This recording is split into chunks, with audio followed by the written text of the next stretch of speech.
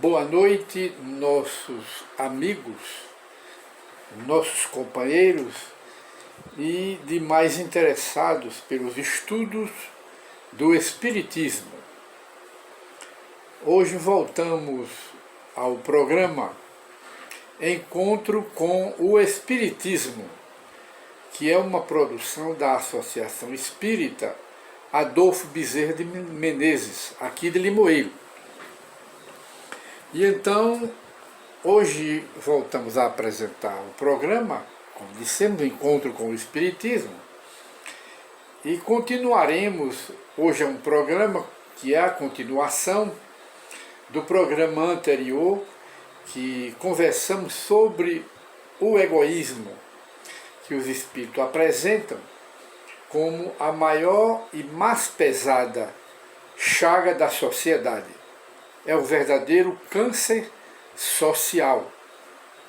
E de modo que o egoísmo está em toda a nossa vida, porque é um mal que está intimamente, eu quero dizer inerente, ligado ao nosso espírito, à nossa alma, mostrando a nossa condição de espírito ainda muito atrasados e inferiores.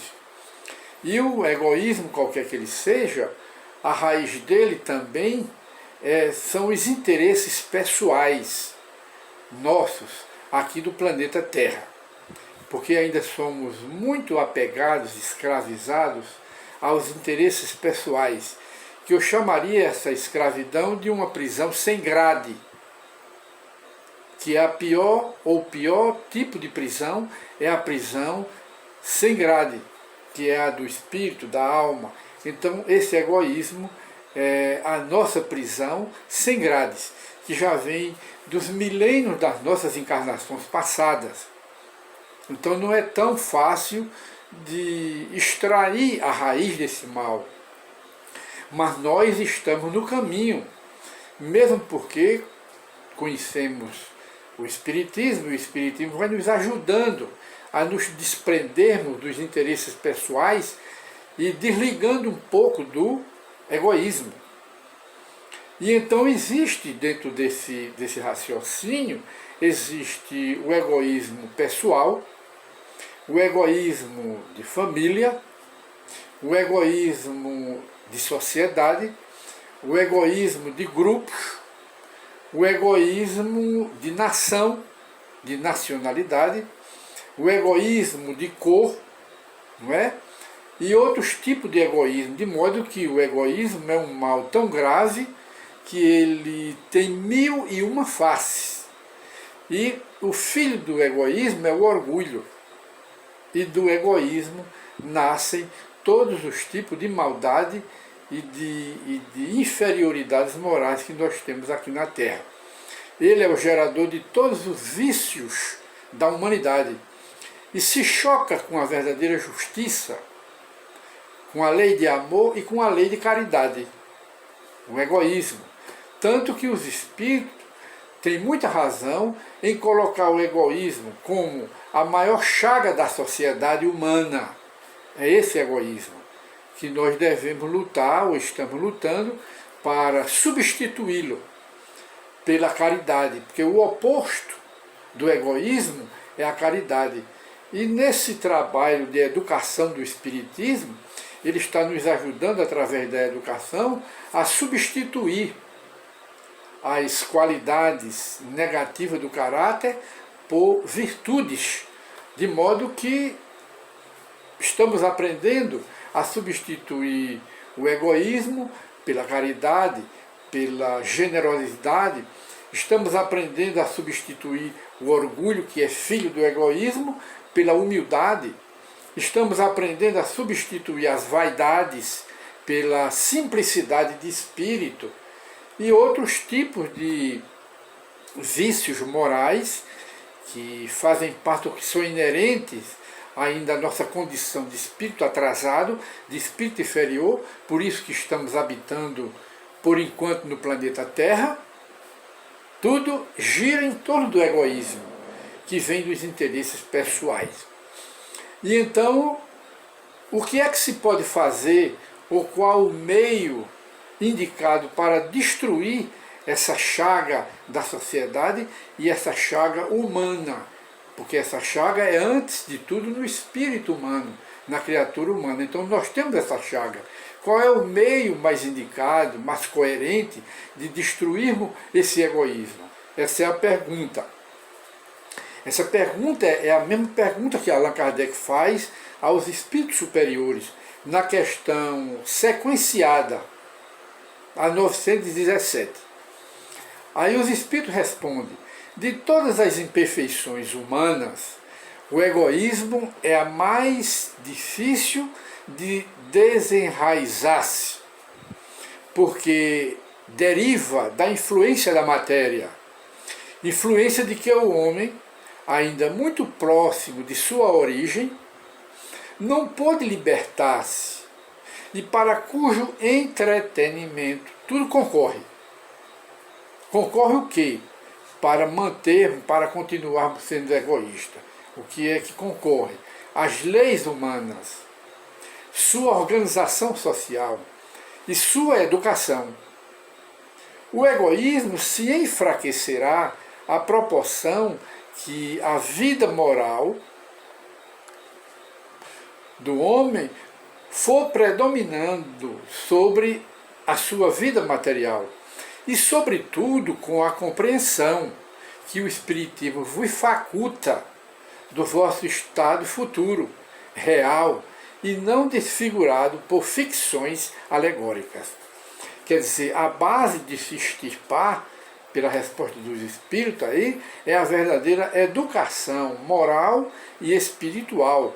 Substituir os maus hábitos ligados ao egoísmo pelos bons hábitos ligados ao desprendimento, à lei de amor, de justiça e da verdadeira caridade.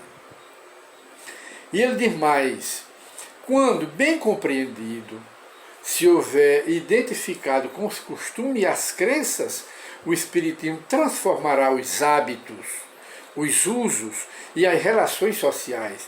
O Espiritismo transformará com o quê? Com o seu maior poder, que é a educação. Não é a educação, instrução, porque a instrução é o colégio que dá, mas sem menosprezar a educação, instrução intelectual dada pelos colégios e pelas faculdades, o Espiritismo transformará os hábitos, os usos e as relações sociais, através da verdadeira educação, com base nos evangelhos de nosso Senhor Jesus Cristo. Então, o Espírito continua aqui. O egoísmo assenta na importância da personalidade. Ora, o Espiritismo, bem compreendido, repito, diz os Espíritos aqui, mostra as coisas de tão alto que o sentimento da personalidade desaparece. Desaparece de certo modo, desaparece diante da imensidade. Ora, destruindo essa importância, ou pelo menos, estamos afastando aqui umas propagandas, ou pelo menos reduzindo-a às suas legítimas proporções, o Espiritismo, necessariamente combate o egoísmo.